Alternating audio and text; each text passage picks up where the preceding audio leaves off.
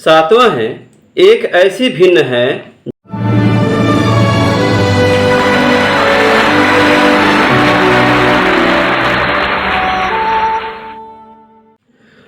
सातवां है, एक ऐसी भिन्न है जिसके अंश से 2 घटा दे और हर में 3 जोड़ने पर वह 1/4 हो जाती है। और दूसरा शर्त है, अंश में 6 जोड़ने और हर में 3 से गुणा करने पर वो भिन्न 2/3 हो जाती है। तो भिन्न ज्ञात कीजिए। तो पहले तो मान लिया कि x/y जो है वो भिन्न है। तो प्रथम शर्त में अंश में 2 घटाएंगे और हर में से 3 जोड़ देंगे तो 1/4 जाएगा। अब इसका क्रॉस मल्टीप्लिकेशन करेंगे तो हमारा होगा, इसको इससे गुणा कर देंगे तो सीधा लिख दे रहे हैं 4x और 4 दूनी 8 माइनस में बराबर, इसको x से गुणा कर रहे हैं तो y ही रहेगा और 3 को भी x से गुणा करेंगे तो 3 ही रहेगा। ठीक है। अब ये 4x ये इधर गया तो माइनस y, ये 3 ये इस पार आया तो प्लस 8। ठीक है। तो हमारा समीकरण आ गया 4x माइनस वाई बराबर 8 9 10 11। यह समीकरण 1। दूसरा शर्त में जो दिया था वो लिख लेते हैं। अंश में 6 जोड़ देंगे और y में 3 से गुणा करेंगे हर में, तो 3y बराबर कितना हो जाएगा 2/3। ये दूसरा शर्त है। अब इसको भी क्रॉस मल्टीप्लिकेशन करेंगे तो 3 का x से गुणा करेंगे तो 3x, 3 का 6 से गुणा करेंगे तो 6 तिया 18। अब इसको इससे करेंगे 3 दूनी 6y।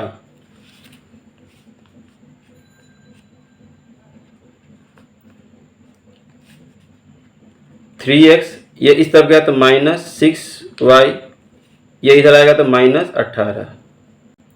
अब यहाँ पे देखिए y 6 है, यहाँ पे 4 है, कुछ मिल नहीं रहा है। अब तीनों में से अगर 3 कॉमन लें या 3 से सब में भाग दें अगर हम, है ना, यहाँ पे लिख देंगे 3 से भाग देने पर, तो 3 से यहाँ भी भाग देंगे, यहाँ भी भाग देंगे और यहाँ भी भाग देंगे। तो 3 से भाग देंगे तो x हो गया, 3 दूनी 6 तो 2y हो गया और 3 6 18 तो -6 हो गया। यह समीकरण 2 हो गया। ठीक है। अब यहाँ देखिए 4x, यहाँ पे एक तो x है, तो किसी एक को गुणा करेंगे, या तो इसमें 4 से गुणा कर दें या फिर समीकरण 1 में 2 से गुणा कर दें। तो हम लिख देंगे समीकरण 2 में 1 से गुणा करने पर, समीकरण 1 में 2 से गुणा करने पर लिख लेते हैं, या फिर यही कर लेते हैं। तो लिख लिया हमने समीकरण 1 में 2 से गुणा करने पर, तो यहाँ भी 2 से गुणा करेंगे और यहाँ भी 2 से गुणा करेंगे तो हो जाएगा 4 दूनी 8x माइनस 2y बराबर 22। तो ये समीकरण 3 मान लेते हैं इसको अब, है ना। अब यहाँ पे 2y और यहाँ पे भी 2y हो गया और दोनों का निशान एक ही है। तो घटाने पर, समीकरण 3 में से समीकरण 2 को घटाने पर लिख लेंगे। तो समीकरण 3 पहले उतारेंगे, यहाँ पे x माइनस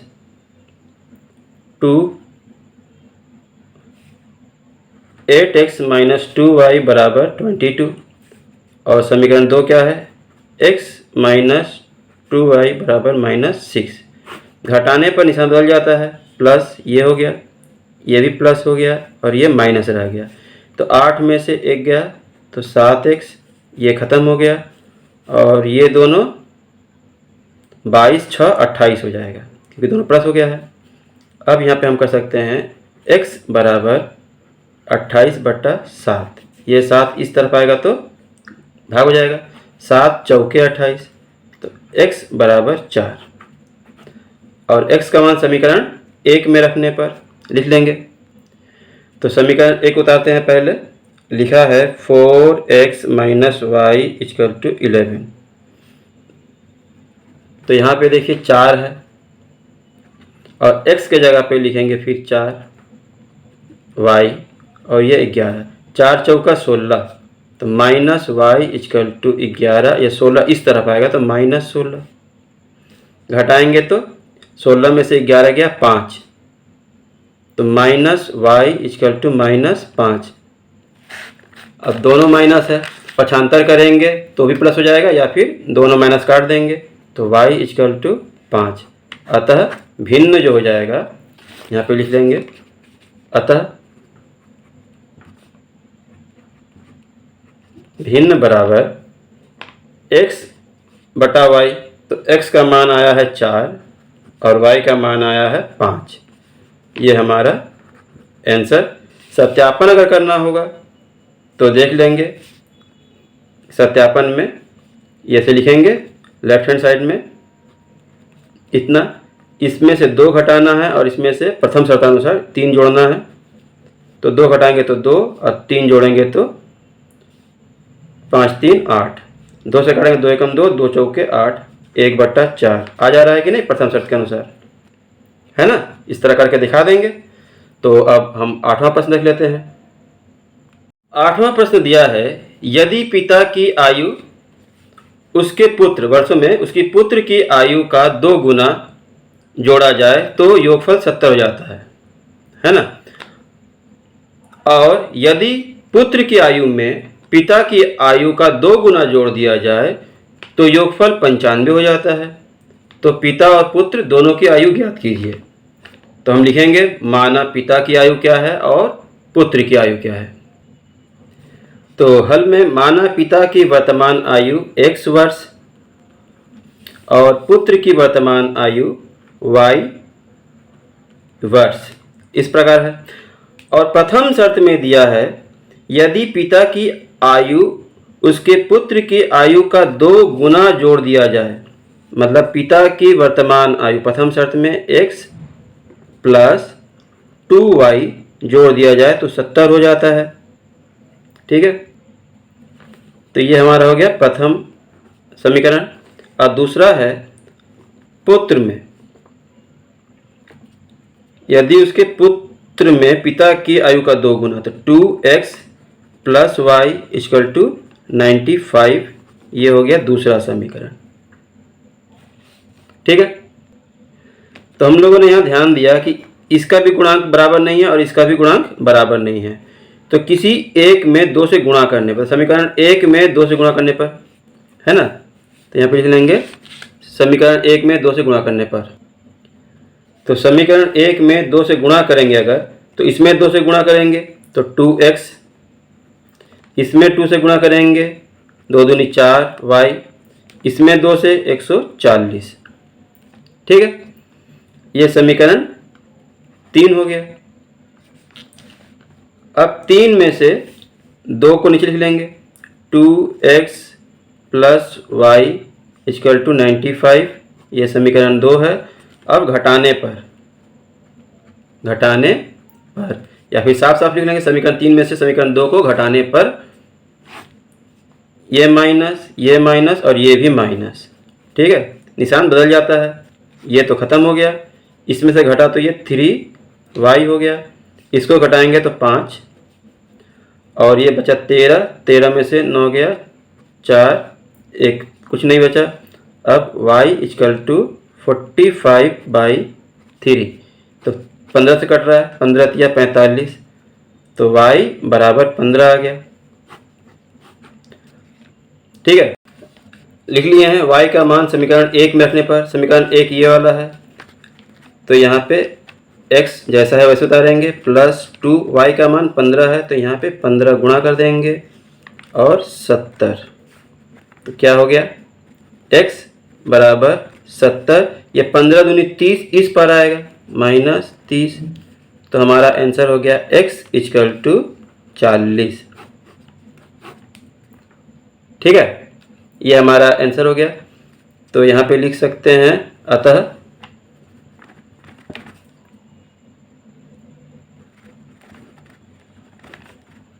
पिता की वर्तमान आयु बराबर 40 वर्ष और पुत्र की वर्तमान आयु बराबर 15 वर्ष। ये दोनों हो गया। और सत्यापन अगर करना हो तो सेम उसी तरह करेंगे। क्या था, अगर हम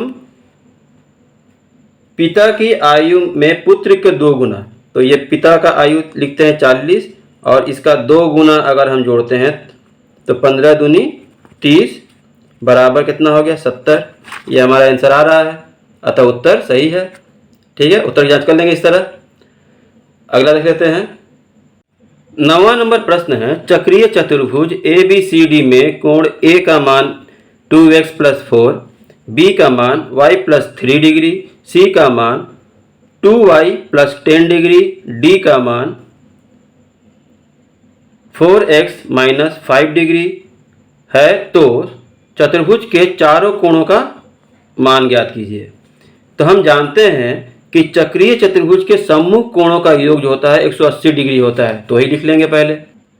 ठीक है, हम जानते हैं चक्रीय चतुर्भुज में सम्मुख कोणों का योग 180 डिग्री होता है, इसलिए कोण A प्लस कोण C बराबर 180 डिग्री। तो कोण A क्या था, ये 2x + 4 degree plus 2y + 10 degree जोड़ने पे कितना 180 डिग्री है ना। इसको हल करेंगे आप, तो 2x ये प्लस 2y, ये 10 और 4 14 इस पर आ जाएगा। 180 माइनस 14 घटाएंगे तो कितना आ जाएगा, 10 में से 4 गया 6, 7 में से 1 गया 6 और ये 166 डिग्री। ठीक है, हो गया। अब इन दोनों का 2 कॉमन ले लेंगे तो आ जाएगा 2x + y बराबर 166। अब 2 से दोनों तरफ भाग दे दें या फिर x + y बराबर 166/2, ये 2 इस तरफ आ गया, इससे काटेंगे 8 और 3 83 है ना। तो पहला समीकरण आ गया हमारा 83 डिग्री, x + y = 83। इसी तरह अब समीकरण 2 करेंगे, B और D, कोण B प्लस कोण D बराबर 180 डिग्री। तो B का मान जो दिया वो लिखेंगे y + 3 और 4x - 5 = 180 डिग्री। इसको हल करेंगे तो 4x ये प्लस y, 5 में से 3 घटाएंगे तो -2 इस पार आएगा तो +2 हो जाएगा है ना। तो यहाँ पे हमारा मान आ गया 4x + y = 182 डिग्री। तो हमारा यहाँ पे y और यहाँ पे y दोनों मिल रहा है, तो समीकरण 2 में से समीकरण 1 को घटाने पर यह समीकरण 2 हो गया। लिख लेंगे हम, तो हमने लिख लिया है समीकरण 2 में से समीकरण 1 घटाने पर, तो समीकरण 2 ये वाला है और समीकरण 1 ये वाला है। आप उल्टा भी कर सकते हैं, तो ये माइनस ये माइनस हो गया, जब प्लस का निशान हो तो माइनस और माइनस का निशान नीचे हो तो प्लस कर लेते हैं। अब क्या हो गया, 4 में से 1 गया तो 3, 1 में से 1 गया तो ख़त्म, और इसको घटाएंगे तो 2 में से 3 गया, मतलब 12 में से 3 गया तो 9, बचा 7, तो 17 में से 8 गया तो भी 9। अब हो गया x बराबर 99/3, मतलब काटेंगे तो 33 डिग्री।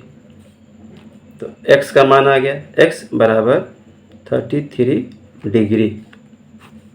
अब x का मान समीकरण 2 में या 1 में रखने पर, तो समीकरण 1 में x का मान रखने पर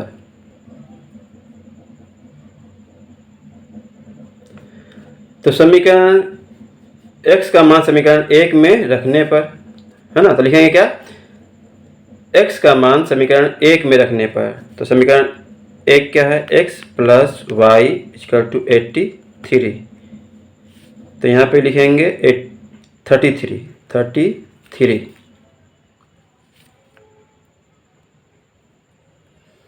तो x के जगह पे 33 प्लस वाई इक्वल टू 83। अब y यहीं रह जाएगा, यहाँ लिख लेते हैं y इक्वल टू 83। ये 33 इस तरफ गया तो -33, घटाएंगे तो 50, तो y इक्वल टू 50 डिग्री। ठीक है, अब चारों कोण पूछा है तो चारों कोण हम निकालेंगे। अब हम यहाँ पे x का मान रख लेंगे 2, x का मान 33 है तो 33 प्लस 4 66 प्लस 4 तो 70 डिग्री। ठीक है, y का मान 50 है तो लिखेंगे 50 प्लस 3 53 डिग्री।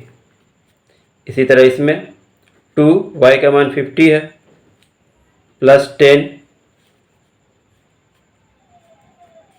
तो ये 110 हो जाएगा, 100 प्लस 10 110 डिग्री।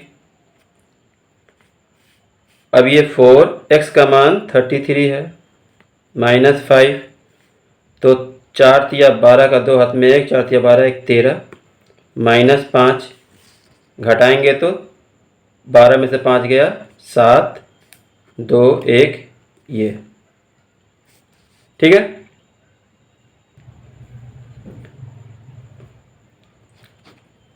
आगे आपका चारों देख भी लेंगे। देखिए इसको जोड़ने पे 180 हो रहा है, इसको जोड़ने पे 180 हो रहा है, अतः चक्रीय चतुर्भुज है ही। तो अब अगला प्रश्न देख लेते हैं।